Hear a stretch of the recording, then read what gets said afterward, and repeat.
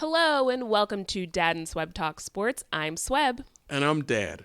And we are the dad and daughter duo talking about all of our favorite sports moments from the week. Dad, we are recording on Easter Sunday. Happy Easter. Happy Easter to you, Swebb. Of course, I saw you about 2 hours ago. Yes. In person, in the flesh. Live and in person. Live and in person. We did have an early dinner together. Yes, we did. One of your favorite steakhouses. Yes, we did. And for those who are wondering, Dad just devoured a 16-ounce steak. Swebb, see, I picked the restaurant this time, and see what we came up with. You were pretty happy with what you had, weren't you? So, just to give everyone some context, when Dad picks the restaurant, it's usually because he's got a gift card. So let's not, go too crazy with your choice of restaurant. You're usually picking the restaurant because you have a gift card, and that's what we use today. True. True. You got me, Swebb. You got me. But wait a second. When I don't have a gift card, I also like picking the restaurant. McDonald's, IHOP, places like that. Diners. Now, we had a discussion. I love a good diner, but we had a discussion about why a lot of restaurants close. Why? It's about quality over quantity. And good restaurants with good quality, they don't close. Good point. So some of the expensive steakhouses, if they have a delicious steak, which you devoured, not a piece of meat left in the building, that place was doing quite well. It was jam-packed in there. Not the cheapest place. Shout out to Tellers and Islip. Not the cheapest place, but they were doing quite well. If you're paying an arm and a leg for a steak and it's not that good, those are the places that close, people. You got me, Swebb. Good point. And so just in case everyone else is wondering, Dad was falling asleep before the meal got to the table. So I took the train back into the city because I didn't want him falling asleep on the road. That's how good of a daughter I am. You're the best. You're the best. Say it one more time for the people in the back. You're the best. Thank you, Dad. You're not so bad yourself. All right. Let's jump into things. We're not going to have back in the day today because we're both stuffed full of food. And there's also been a lot happening this week. I say this every week that there's been a lot, but we talked about this last week. We teased it.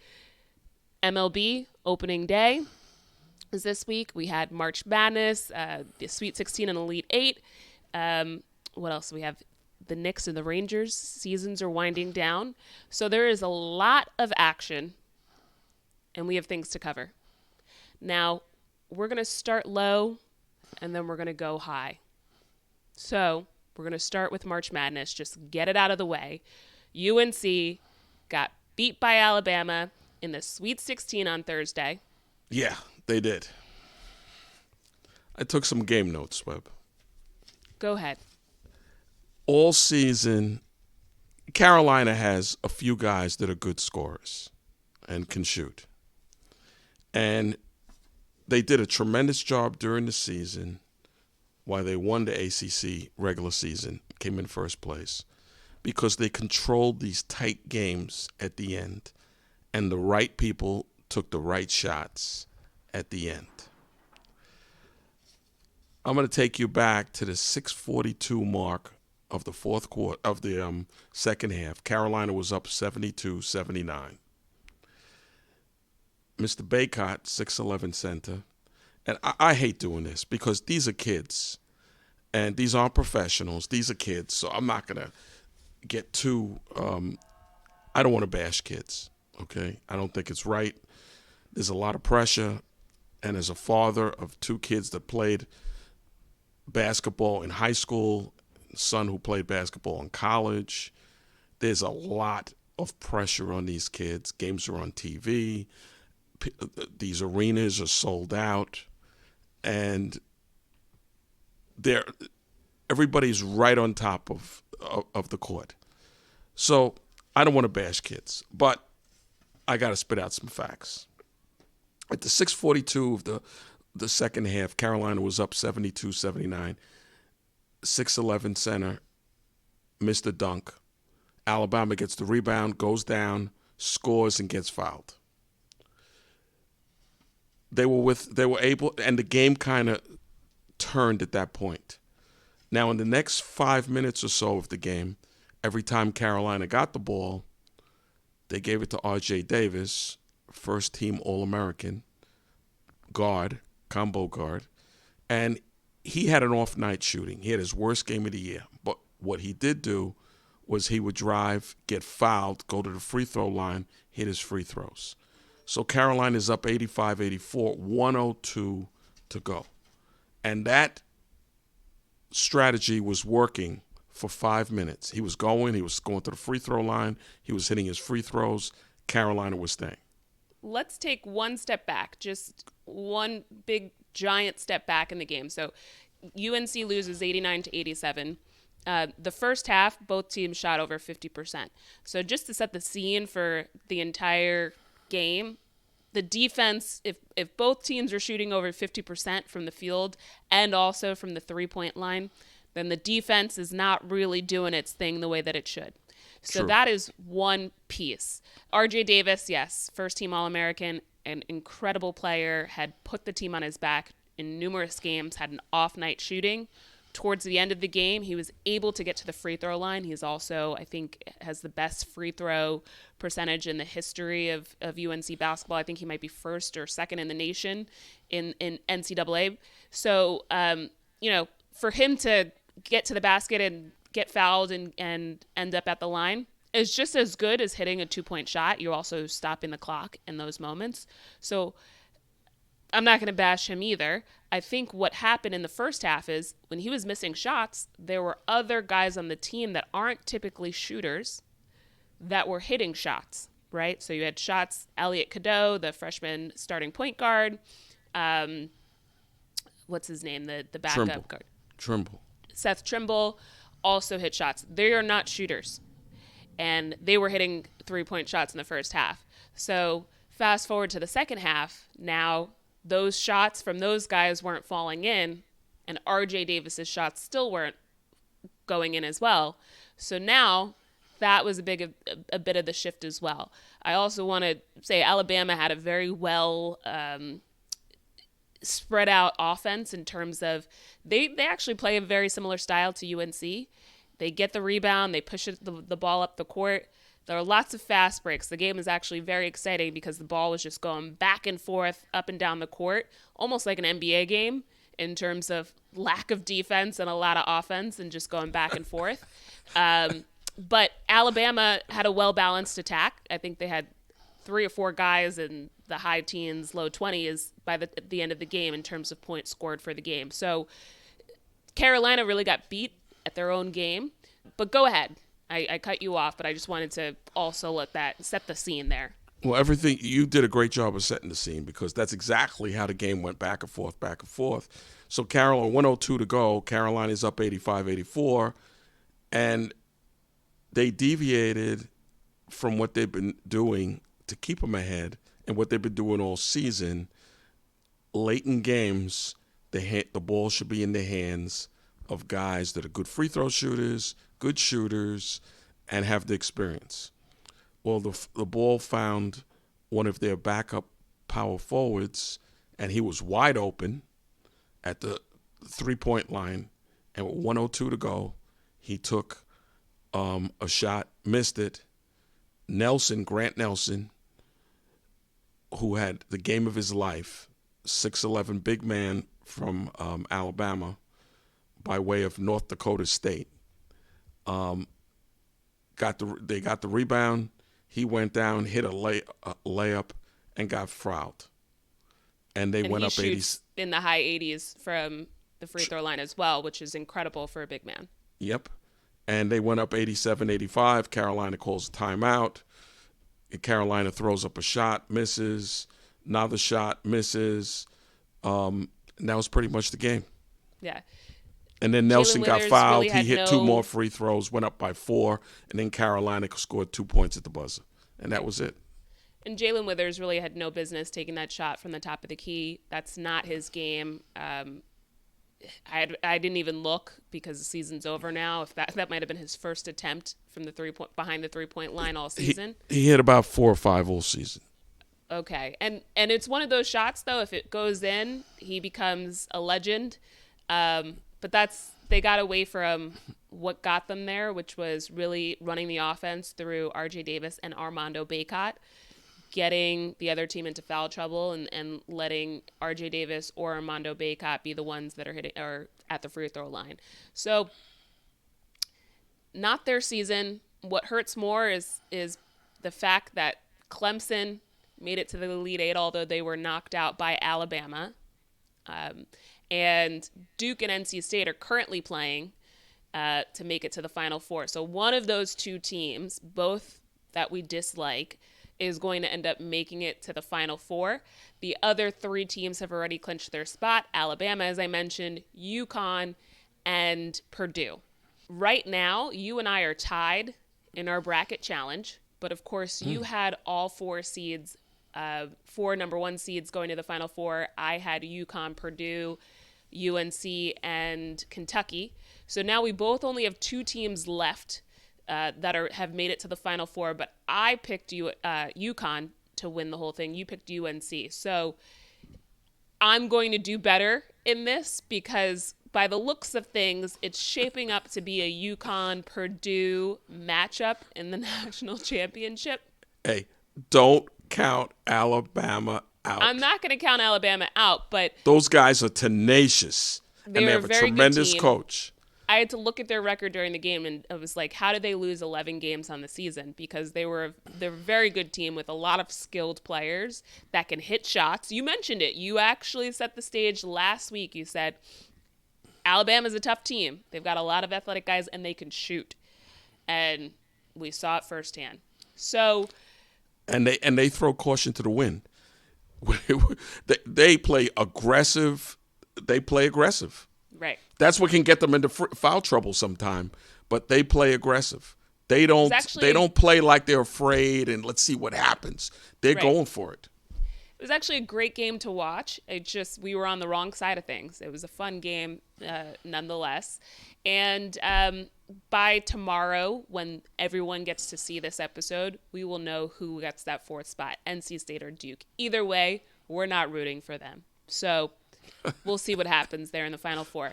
But here's the good news, Dad. What is it? Give me some. I could use it. We're both from New York, right?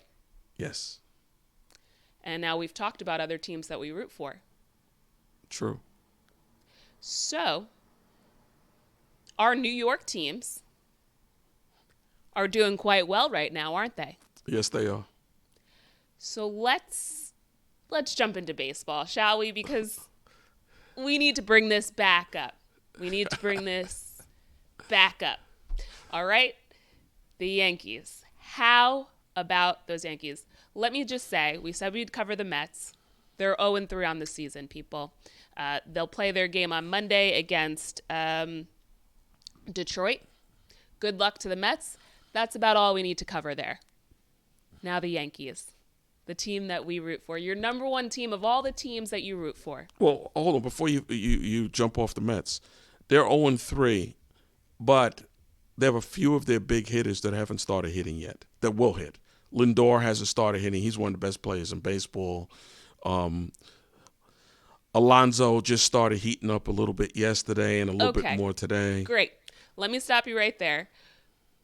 There are 162 games in the season. Right. So eventually, guys will hit. No one's losing the World Series in this first week of baseball. No one's winning the World Series in this first week of baseball. But it's fun to think about how the Yankees are on a 162-0 pace right now, okay? Yeah. They're 4-0 on the season. They just swept the Houston Astros, who have been a pain in the side for the past couple of years. And they look good. They look like a late 90s, early 2000s Yankee team, Dad. Yeah, What are your thoughts on these first 4 games of the season? because their offense is different. They got a new hitting coach. They stopped swinging for the fences on everything, and they're wearing pitches down, running up pitch counts, taking walks, and just putting their bat on the ball, hitting the ball to where it's pitched. Led by Mr. Soto and some other players that nobody expected them to do anything. So Juan Soto, who the Yankees picked up this offseason. They traded 4 pitchers Traded for him. And he's a free agent after this season. Pay the man. He starts out the season 9-17 in the first 4 games, which is a .529 batting average, 4 RBIs, 1 home run, 3 walks, 2 strikeouts. Also ended, the first game of the season with throws out a runner in the bottom of the 9th inning to seal the win for the Yankees. So I like him a lot. And here's why. And we talked about this as we were going to our early dinner today. He's not doing anything groundbreaking. He reminds both of us of some of the Yankees that I grew up watching that have 4 and 5 rings. He is, and everyone in the lineup from what I saw, including Oswaldo Cabrera, so shout out to him, who was really the backup third baseman, but is in the lineup because DJ LeMahieu is out with a fractured foot. He goes 7 of 16 on these first 4 games and ends up batting .438 with 2 home runs on the season. So what I'm seeing is hitters working the count, taking a lot of pitches, being patient, not swinging at anything that's bad. And so it's either resulting in them working the count to where pitchers have to throw a lot of pitches in that at bat. They're either getting on base, walking, or hitting home runs. But they're not Yankees lineups of the past few seasons, recent seasons, have been swinging for the fences. They notoriously hit a lot of home runs, but they also strike out a lot. And so a lot of those home runs, especially last season, there's no one on base. A solo home run only gives you 1 run, right? And so the first game of the season in particular, the bases were loaded 3 or 4 times on the game. So that means there are runners on base. And when there are runners on base, it makes the opposing pitcher a little bit more tense. They start to make mistakes. Some of the runs that were scored in that first game against Houston were actually they walked a runner in. So they walked a guy while the bases were loaded, and that runner at third base scores. So we're seeing this is what they used to do in the late 90s. And one of the things that I love about Juan Soto is you can already tell that his mindset, this is the way that he plays the game. I didn't watch him. Candidly, I did not watch him much when he was playing for San Diego and Washington. But you can already tell his mindset has kind of permeated the lineup in terms of guys taking pitches, working the at-bats into long counts. And it doesn't matter if they hit a home run or if they get a walk. If it just continues to get the next guy up and keep the offense going, they'll take that. All of that works, and it results in wins. So that's what I'm seeing in these first 4 games.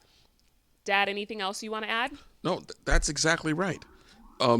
As tremendous as he looks, and he is, they had 5 guys in their lineup doing exactly what he does now when they were winning all those rings. Bernie Williams hit the same way. Paul O'Neill hit the same way. Jeter. Before that, Jeter hit that like that. Jorge Posada hit like that. Mattingly, Tino Martinez. They had a whole lineup full of guys that took walks and hit the ball where it was pitched. And if you look at that, I looked at that Baltimore lineup last year. Late in the year, they won the division, and I'm looking at them. They weren't hitting a lot of home runs. They were getting walks, and guys were lining base hits, singles, doubles, all over the place. And they had one of the best offenses in baseball last year. Right. And I've also, Anthony Volpe is taking Yep. more pitches. He was sick in Sunday's game, but the first 3 games of the season, a walk is just as good as a hit because a walk allows you to get on base, and then it becomes the next guy's job to drive you in or move you along. And so if they can keep that going, they're going to be a very good team. I like what I'm seeing. There's just a different swagger about the team as well. And guys like Aaron Judge and Anthony Rizzo haven't even gotten going yet the way the rest of the lineup really, the way that Oswaldo Cabrera and Juan Soto have been. So I like what I'm seeing. The defense has also been great in the outfield. I like Verdugo in left field. Juan Soto we talked about, and the arm that he has, and throwing out the runner that was advancing from third base, throwing him out at home to keep the Yankees in the lead in that first game of the season. So, and the pitchers, Nestor Cortez, he gets off to a shaky start in the first game of the season, but then calms down, keeps the Yankees in it, and the Yankees battle back, and they end up winning that game. Marcus Stroman, what was it, Friday night? 6 innings. 6 innings. So Saturday night. So you're seeing a lot of guys. These aren't perfect games, right? It's not like we have guys going 8 innings scoreless and the whole lineup's clicking. It's amazing what can happen if you do the basics, if you do them really well, and a lot of those guys start to believe in that and play that same way, that you can have a lot of success as a team. Yep, and that's the way they got to do. If they keep going like that, that launch angle stuff of everybody trying to hit home runs, that has destroyed their offense for years. And when you get to the playoffs and you're only facing those premium pitches, that's where all the strikeouts pile up, and that's where the offense, and you can't score, and you wind up losing. Right. You got to put the ball in play, and you got to take your walks. And I got a little update for you, Swebb. In the final NCAA college basketball, determining who's going to go to the Final Four, with 4 minutes and 21 seconds to go, NC State is leading Duke 58-46. Wow. All right. Got hot at the right time. Unbelievable. Right. Okay, so we're only 4 games into the season. I also want to say that during dinner, Dad had his phone out watching the game cast on his phone. I'm like, bro, it's game 4. Like, we'll be fine. I'm recording the game. It's game 4. I can almost guarantee that I will not be watching 162 games. Okay? I'm going to try my hardest. I don't have Apple, so those are games I'm not watching. But can you at least focus during dinner, Dad? Hey, did I look like I didn't focus? Did I drop any food on the floor? Once you put your phone away, then you started to fall asleep. And then you woke up. Then you reemerged when the steak hit the table. Then you scarfed that down. Thank God you made it home. You only had to drive 20 minutes. I had to take the train back into the city. But here we are. I'm glad you're awake right now. Yeah, I'm wide awake. Okay. So, speaking of New York teams, the Rangers. The Rangers have 8 games left in the season. They were the first team in the NHL to clinch a playoff spot. They have the highest amount of points, 104 points on the season. So right now, they're in the running for the President's Trophy. And they play Pittsburgh on Monday. The rest of their schedule, they're playing a bunch of teams within the division, but they're teams that are not as good this year. Historically, they have been good. Pittsburgh, Washington, teams like that. But they really have a chance to end up with the best record in the NHL. Another gritty team, finding a way to win, whether it's in overtime, whether it's shootout. They completely annihilated Arizona at Saturday night. And so things are good. I'm looking forward to the playoffs. This team is a gritty team, boy. Some nights I'm watching all these other games, then I turn over to the Rangers and I get alerts on my phone, and the Rangers are losing 2-1, they're losing 3-1, and I say, oh, man, they're going to lose tonight. And then it's 3-2, then it's 3-3, then I flip over there, or I put the game on my phone, and I got games all over the place. Well, I think I'm going to order another 2 or 3 TVs. It's such a Well, busy let me time of help the you year. with that because we want those to be the appropriate size. We don't want you to have to use your glasses at all times. Sometimes you go a little, you cheap out on the size of the TV and you end up having to use a magnifying glass. So let me Or- help you with that. If you want to order more TVs, don't do anything until I'm with you again. Deal? do, do I have a track record of being cheap? Yes. So something is permeating the New York air, and it's not just the smell of dog pee and garbage. What is it? We've got teams that like to compete. We are rooting for teams that like to compete. The Yankees are competing. They weren't up in every game this first series. They came back and won a few games. The Rangers compete. To your point, there have been times when they've been down, games going back and forth, and they find a way to win. And the same can be said for our New York Knicks. Now, the San Antonio game aside, let me just set the scene of the Knicks. And we've been talking about this now practically all of 2024.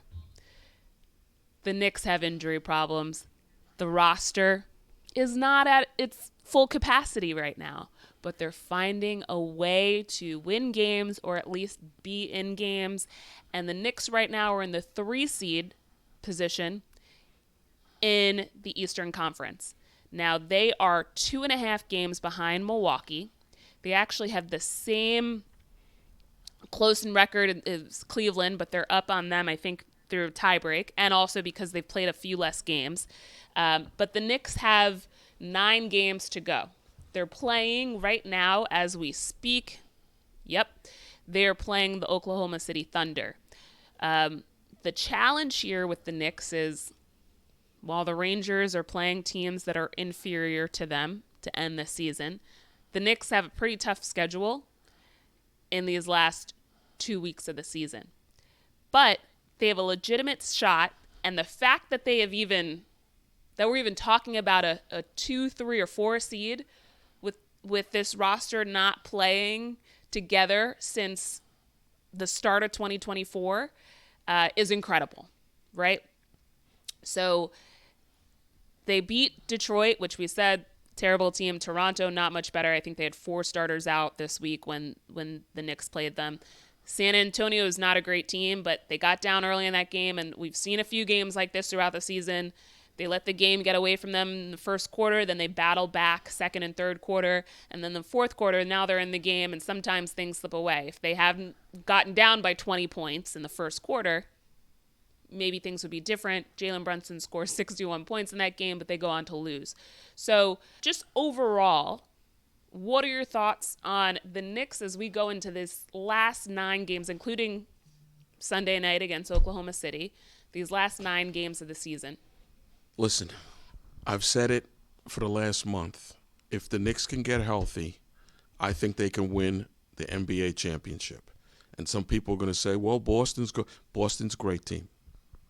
But Boston has 2 weaknesses. Their 7-foot-something center, Porzingis, has missed about 20 games already with injuries. And they love the 3-point shot. And I don't care how good your shooters are, and they have excellent shooters. That 3-point shot goes cold, you have problems.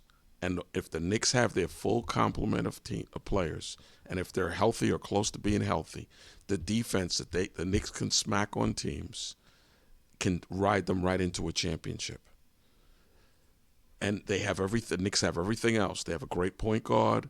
They have great shooting. They have numerous guys that can hurt you offensively.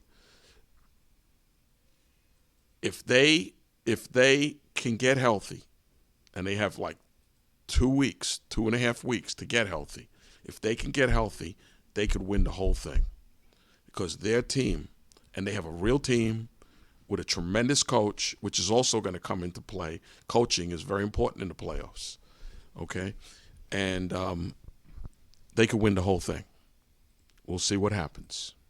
Yeah, I mean, the challenge with the Knicks is going to be they play the Chicago Bulls actually 3 times in the last 2 weeks. The Bulls are battling for a play-in spot.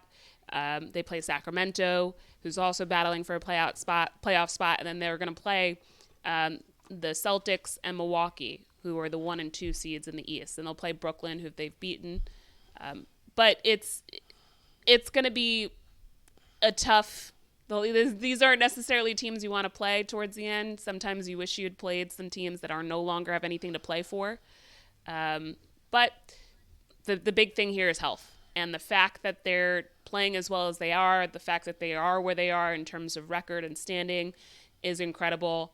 And Jalen Brunson should be in serious discussions for the MVP award. He's probably not going to win it, but he should absolutely be in the discussion, because when you talk about players who have put the team on their back, no one has carried more of a load than Jalen Brunson. So put some respect on his name. I guarantee he'll be at least in the top 5 of MVP voting. He better. Anything less is unacceptable. Yeah, there should be an investigation. Right. He'll be up there. He'll be up there. And I know I don't want to get too carried away, but sometimes I think the last time I saw it on ESPN, or one of the media, culmination of who are your MVPs, he wasn't in that top 5. So we'll see. I think similarly, it might have been NHL or someone's Instagram account this past week or last week had the power rankings for the NHL, and the Rangers were in 6th. And someone quickly started watching games and realized this week now they're in 1st. So, sometimes people putting out these lists, they're not necessarily watching games. Sometimes these people that are commentating on the games aren't always watching. So, thankfully, you got to watch. People have to watch games. If they want to talk about stuff, they got to watch games. I'm sitting here trying to watch 5 games at one time, and then you got people that are actually doing this stuff and getting it published and aren't watching games. How could the Rangers be in 6th in the league when they have the best record in the league? And they've been dominating the whole league for all season. This was a week ago. Now they're in 1st in the latest power rankings that I saw. But thankfully, we're New Yorkers. And we're not only New Yorkers, but the teams that we root for in New York are teams that are battling and competing and looking good. So for us, college basketball is over. We're still going to watch the games, obviously, and root against NC State or Duke. And I'm going to hope that I win the bracket challenge just for my own pride. But the reality is I have turned the page. I'm gearing up for the playoffs. I've got my Knicks jacket. I've got my Rangers jacket. I'm gearing up for baseball season. Everything's going to be fine, people. All right, Dad. Yes. Do you want to close us out with a little tip of the week? Swebb, if you want to be a real fan, one TV doesn't get it. A lot of times 2 TVs don't get it, and a computer, and don't forget a radio. You got to set yourself up with what you need. You got to say, you know what? Movies, forget them. Not going to watch movies. Music, not going to listen to it. I'm just going to line up a whole bunch of TVs and a radio and a computer and stay on top of all the action. Don't you think that's a good idea, Swebb? I think that's a good idea, but we need to discuss what TVs you're getting. I don't know how it ended up in my Instagram feed, but there's a guy based in Houston that mounts TVs for what seem to be rich people, because they're usually pretty expensive Samsung TVs. And I saw one of his posts, and he mounted 4 TVs in a grid. So you could either watch one show on the 4 TVs, or you could watch 4 different shows, really games, on those TVs. He usually puts the cost, I think it was about $30,000 in equipment. So if you really want to step your game up, Dad, think about it. I'm not that serious. But you know what? A few minutes ago, you called me. You said I'm cheap. And I remember 35 years ago. I didn't say you're cheap. You have cheap tendencies. You've been saying that for 35 years. Do you remember when you were 3 years old, Mom wanted a dining room set? I do not remember anything from 3 years old. Okay. She wanted a dining room set. We went to the furniture place. Man, I was putting her off, faking her out and all that stuff for years. And she wanted a dining room set. So we go to furniture place on 110 Farmingdale, Melville, whatever. And she saw a furniture set she liked. So I look at the price and I said, whoa. And I said, how about this one over here? And I said, that one's better and it's cheaper. And at 3 years old, I don't know how you got this language. You said, Daddy, you're so cheap, cheap, cheap, cheap, cheap, cheap, cheap. Do you remember that? I don't remember that, but kids You've are honest. been calling me cheap since you were 3 years old, Swebb. Kids are honest, okay? So I was just calling it as I was seeing it. Or I was repeating what someone else said. Well, guess what happened? She got the more expensive one. And we used that for a good 20-something years. That's true. And we hosted a lot of family for the holidays. Every holiday. Every calendar holiday. That's true. That table held up well. Quality over quantity. Right. Sometimes you got to look at the price tag, Swebb. You can't just go for quality all the time. Give me a break. I call it cost per wear when it's clothes. Cost per use, also very important. If you're going to use it every day, then is it really that expensive? Oh, please.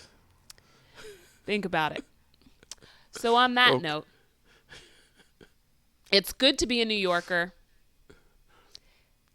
Let the good times roll. We'll keep you updated if I get Dad to buy a few more TVs. I think he should hold off until I see him again.